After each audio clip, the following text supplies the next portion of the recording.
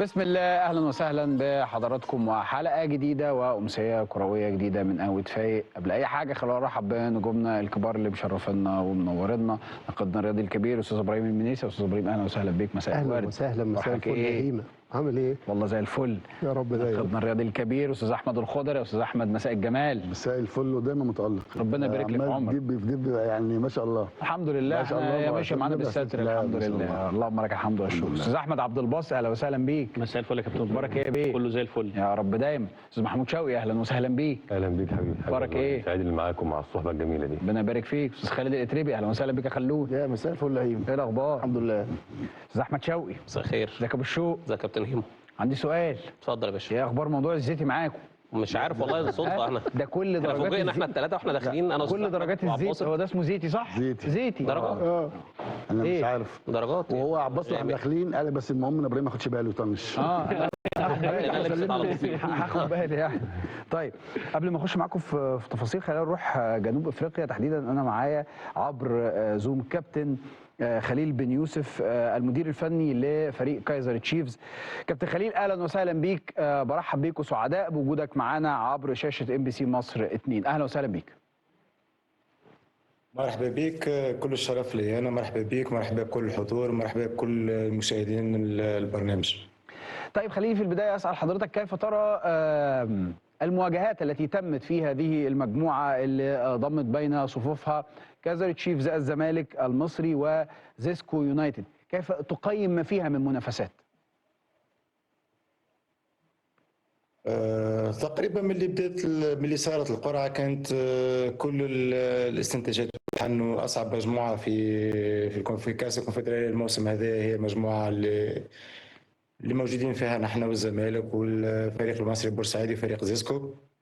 تقريبا تشوف في كل باستثناء الجولة الأولى والجولة الثانية في كل جولة فريق جديد يتصدر المجموعة. كل الترشيحات كانت تصب لثلاثة فرق، الزمالك المصري البورسعيدي وفريق كايزر تشيفز، على أنه فريقين منهم اللي هم باش يترشحوا للدوري المقبل. تقريبا وللأمانة حتى فريق زيسكو يونايتد فريق ممتاز جدا، وقلقنا كثير. قلقنا في زامبيا وقلقنا زاد في لعبنا مباراة العودة في جنوب افريقيا.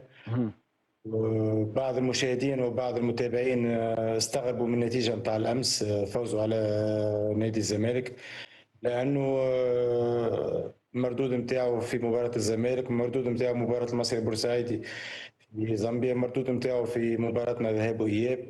فريق محترم جدا جدا، ويقدر يقلق أي فريق. حدود الترشح نفسها بالنسبة لنا والزمالك والمصري البورسعيدي، تقريبا فريقين هم من نحن ثلاثة اللي باش يترشحوا. مهمة أسهل بالنسبة للمصري البورسعيدي على الورق، بما أنه يلعب مع فريق اوتسايدر، ما عاد عنده ما يزيد في البطوله، فريق منسحب.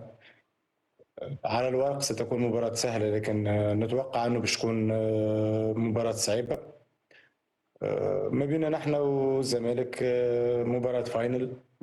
نحن نقطه تكفينا للترشح، وفريق الزمالك لازم 3 نقاط باش يترشح في الدوري المقبل.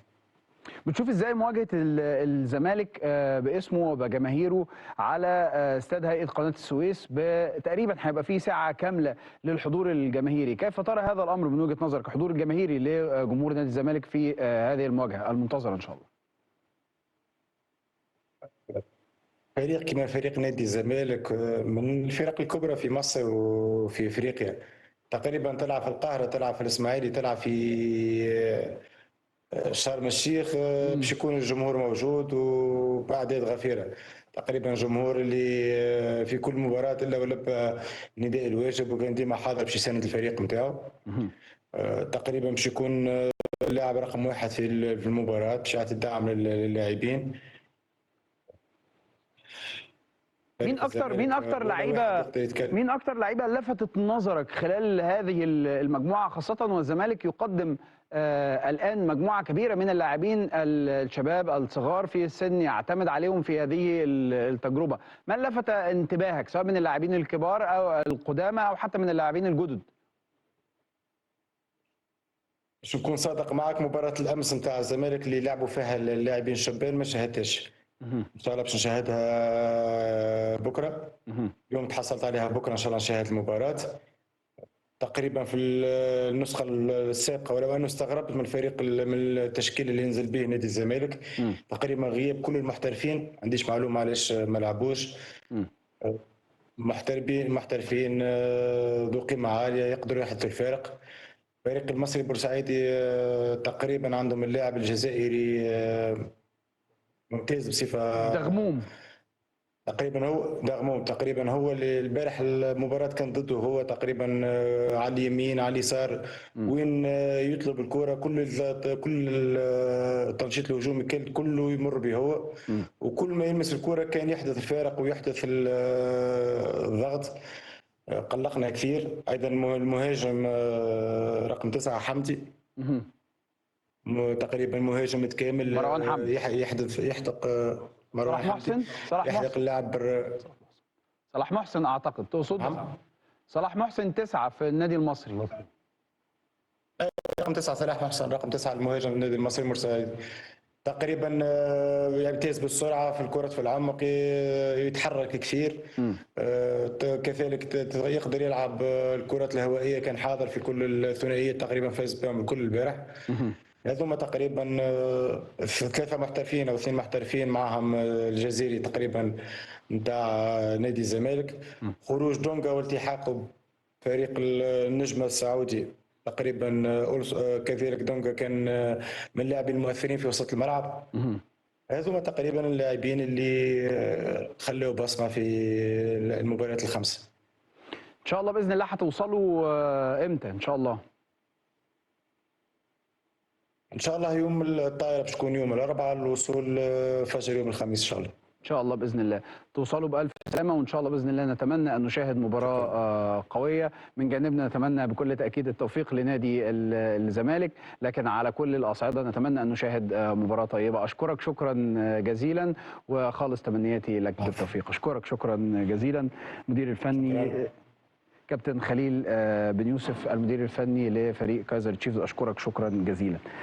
طيب انا عايز اتكلم معاكم في الحته بتاعت الماتشات كده سريعه، لان انت عندك الاهلي والجيش الملكي ماتش ما هوش سهل، عندك الزمالك وكايزر تشيفز، واحد على الصداره وواحد على انه يبقى موجود، وعندك النادي المصري وعندك بيراميدز. ففي قصه اخد بس كده ايه ارائكم سريعا، تخيلاتك الزمالك يعمل ايه مع كايزر تشيفز في ظل دعوات لحضور اللعيبه القدامى والدعم والمسانده، ونجوم نادي الزمالك يبقوا موجودين في الاستاد بالحضور الجماهيري الكامل؟ بعوده القمه وعوده اللعيبه الكبار وعوده اللعيبه الكبار. صحيح. لا باذن الله فرصه الزمالك كبيره، فرصه الزمالك كبيره، خصوصا يلعبوا على الملعب كويس. وما قدامكش غير كده. اصل دي بطوله في 3، تلاقي في الدوري بالكاس وبتاع، يعني ده اسبوع 3 بطولات للزمالك، مش بطوله واحده. صحيح. فبطوله كل بطوله. صحيح. طيب استاذ ابراهيم، ال4 مباريات يعني يمكن باستثناء ماتش بيراميدز، لانه بيراميدز خلاص حسم امره. انت اخدت بالك يا استاذ احمد ما اتكلمش على بيراميدز؟ لا على اساس انه ضمن. لا ما انا قلت كله. انا قلت كله. انا قلت كله. لا في حاجه. لا في حاجه. لا بيراميدز طبعا ده ضربتهم فايره والدنيا زبادي خلاط و4-1 كده صعد خلاص. والفخوري جايب جون والدنيا حلوه. طب ما ايه؟ لا 100 ماشي 100 فايه 100 خلاص تمام. لا يعني بالنسبه لبيراميدز يعني المرشح الاول للبطوله. المرشح الاول للبطوله طبعا. طيب ماشي. استاذ ابراهيم، شوف الزمالك طبعا انه يخسر في زامبيا من زيسكو كانت مفاجاه صادمه جدا، لانه انت ده فريق ما كانش عنده اي رصيد وما عندوش اي امل في اي حاجه. بس انا اشوف ان الزمالك سافر وهو مش مركز مع الفرقه دي بشكل كافي. يعني كان في نوع من الاطمئنان زياده عن اللازم. ده اللي خلى المساله اتصدرت انك انت الماتش اللي هنا بتاع كايزر تشيفز ماتش حرج جدا. حرج وزي ما احمد قال، فكره ان انت مش بس تستدعي القدامى اللاعبين، لا يستدعي كبار الفريق. لانه الكلام بتاع الجهاز الفني ان مسافر في 10 15 لاعب ما سافروش، ده برضو كلام مش مقبول. لان انت رايح كان ممكن جدا تعمل دروم ماتش هناك وتخلص، انما انت تروح بالشكل ده اللي انت مطمن فيه بهذا الوضع.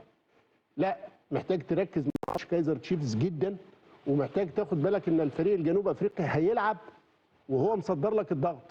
صحيح. فانت طيب. لازم تاخد بالك من ده. الاهلي والجيش الملكي في ضوء المباراه الماضيه واللي اتعادل الاهلي مباراه هي كمان مهمه جدا للاهلي. مش بس بالشكل ان انت تاهلت، بس ان انت لو اتاهلت تاني المجموعه فيها صعوبات، غير ان انت بتقل الهيبه بتاعتك والقيمه، لا انت كمان هتخبط على طول مع حد من اوائل المجموعات، ودي نظريا بتبقى فيها صعوبه.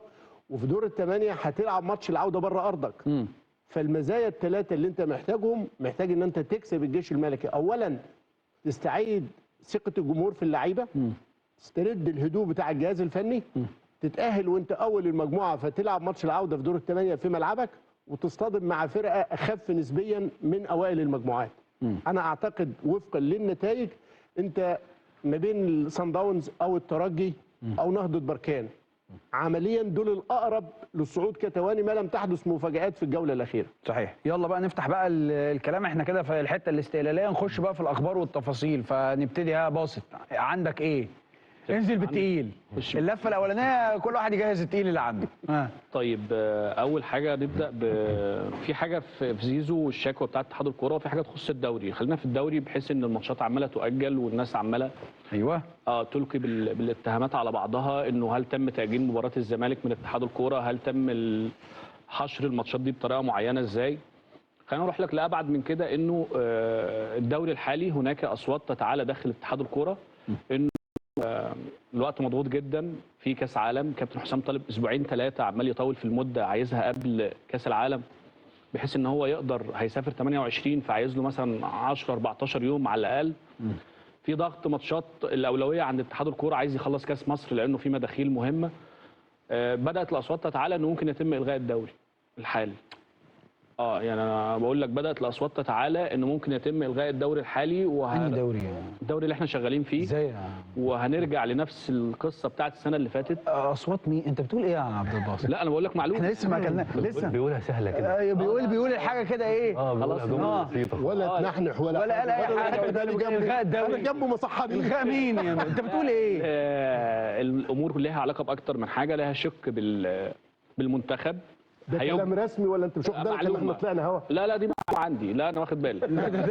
خالد هناك اهو. خلاص احنا كنا بندردش. يعني كلام جوه اتحاد الكوره ولا فين؟ معلومه اصوات بتتعامل. قال احنا كنا بندردش، ما كنتش واخد بالي ان الكلام ده بجد. بص اتحاد الكوره لانه المنتخب وعايز تجهيزات معينه، في ضغط في المباريات بالنسبه للجدول. لو الاهلي او بيراميدز او زمالك او مصري وصلوا نهائيات، انا فاهم، هيبقى في ضغط كبير جدا مش هيقدروا. هو السؤال الاهم، هل يملك اتحاد الكوره انه يجبر الرابطه على الدوري؟ بس هو ده نسيبه يكمل وبعدين نقعد كلنا نتكلم. يعني انا بديت الموضوع على منتخب مصر، دي نمره واحد. نمره اتنين، لو تفتكروا السنه اللي فاتت لما جه الاسماعيلي كان هيهبط، فعملوا اجتماع كبير جدا بين الانديه، وحضر رئيس اتحاد الكوره الاستاذ جمال علام اللي ملوش دعوه بالدوري زي ما انت بتتكلم، وحضر الاستاذ احمد دياب اللي ليه دعوه بالدوري، وفي النهايه تم الغاء الهبوط. انا بقول لك هناك سيناريوهات بدات تطلع من الانديه كمان اللي هتهبط، والكلام ده هيظهر الايام اللي جايه، انه ما نصعد 3 ويبقى 24 فريق و12 و12. خلاص ان شاء الله باذن الله. الدوري للجميع. من يوم ما كان الدوري كان 18 فريق، ما كانش حد يتوقع ان هو هيوصل. خلص سنه 3000 بقى ونقلب الدوري بقى زي البرازيل كده. انت بتقول ايه؟ والله بقول معلومه. بيقول معلومه كده بنسبه على فكره في المؤتمر ايه ثانيه واحده يا ابراهيم بتقول ايه؟ باسط بيقول وفقا لمعلوماتي بيقول معلومه مؤكده بنسبه 1,000,000%، مش 99%. 1,000,000%؟ يا جماعه كابتن حسام حسن في المؤتمر يا خالد بس مهد الموضوع يا جماعه. انتوا بتتكلموا في الغاء دوري يا جماعه. والله النهارده تليفونات اكتر من تليفون كان اتفتح معايا الكلام في الاطار ده. برضه اتصدمت زي عبد الباسط كده بيتكلم نفس انا بقول لحضرتك معلومه نوقشت داخل اتحاد الكوره، وهتقول لي ايه علاقه الرابطه يا جماعه في الاول وفي الاخر؟ مجرد مناقشتها في حد ذاته دي كارثه، دي مصيبه. احنا لغينا الدوري من 35 سنه، الدنيا غير الدنيا وكل حاجه حقوق رعايه. استاذ ابراهيم المنيسي بيكلمني اول امبارح، بيقول لي احنا لازم يبقى لينا دور الفتره الجايه، لازم يبقى لينا دور. طب انت شايف ايه يا استاذ ابراهيم؟ لازم نعمل سلسله حلقات ونسميها يلا نصلحها. حصل ولا ما حصلش؟ صحيح. يلا نصلح الكره المصريه. صحيح. يلا نتكلم مع الناس ونتناقش مع الناس. تعالى نبدا. يلا البدايه من اللي عبد الباسط قاله ده، اللي هو ايه؟ ده لو حصلت اللي انتوا بتتكلموا الغاء دوري يا جماعه. لو احنا بنفكر في يعني قصه الدوري ان هو يلغى، وتفكير 89 في 2026 يبقى نلغي الكره احسن. من الاخر، هل في اي منتخب صعد كاس العالم لغى الدوري؟ بيفكر يعني الاستعداد لكاس العالم ايام الكابتن جوهري سنه 89 لما كانوا بيلغوا الدوري، وبنشتغل بنفس عندنا التفكير مشكله دلوقتي. برضه كبيره وزحمه زحمه البطولات. لا ويجي يعمل طب ما هو ده محدد يا عباس من هكمل الأول. بس. هو احنا اتفاجئنا يا عباس. طب اتحاد الكوره هو طيب خلينا نسمع. انا مش ببرر. بيلغي الكاس اللي هي بطولته انا مش هو. ببرر، احنا بنعمل ساعات بطولات. الاهلي خرج فسهله. يعني امبارح لا، كان العدد كابتن إسماعيل الماتشات. يوسف معاك موجود. قال لك انا لعبت كاس مصر من سنتين، السنه اللي بعديها، والكاس كان عندنا بياخد سنتين. احنا دايما بنكابر من اول الدوري بتاع كورونا، وكنا نلغي وننظم بطولاتنا. جه الناس في الاتحاد، اللجنه الثلاثيه، استاذ عمرو الجنايني، كابتن محمد فضل، والدكتور احمد عبد الله، صمموا ان الدوري يتلعب وصمموا ان الدوري يكمل. من يومها لحد النهارده احنا بندفع ضريبه ان انت لازم تخلص الدوري قبل كاس العالم. عباس ما هو طبيعي ان الدوري يتلعب. طيب انا بس ماشي، وأنا بقول لك دلوقتي معلومة. انا بس يا جماعه الجزئيه اللي انتوا لا انا مش بتتكلموا فيها مختلف معاك في معلومتك، عشان احنا أنا بس مختلف ايه معاك في نوقف الامور او نحط الامور في نصابها الطبيعي. هذه المناقشه اللي بيتكلم عنها عبد الباسط واللي بيقول ان هي معلومه واللي بياكدها كمان محمود شوقي وبيقول ان النهارده في تليفونات، يا جماعه من فضلكم اهو سهل اهو، بص بالراحه اهو، شوف بالراحه اهو، من فضلكم ما تفكروش كده. عشان كده وحش. شايفينكم عشان ما تزعقش. عشان ما تزعقش. لا عشان كده غلط. عشان كده غلط علينا كلنا بقى. دي كارثه مش غلط، دي كارثه. كده غلط بقى علينا كده غلط علينا كلنا. كده غلط علينا كلنا اهو. كده غلط علينا كلنا. لا يتأجل ولا يتأخر ولا يعني ولا يتلغي دوري ولا نلغي هبوط. اوعى ازعل منك. مفيش كده. عشان خاطر ايه نصلحها بقى، عشان لو كده هتبقى حاجة تانية خالص خالص ملهاش علاقة بالكورة. كده ملهاش علاقة بالكورة خلاص. احنا كده بنعمل اي حاجة تانية، احنا كده بنلعب بقى اي حاجة خالص ملهاش علاقة بالكورة. بل ايه بقى مثلا اي حاجة. بص على البريق ازاي. بص على البريق ازاي. لا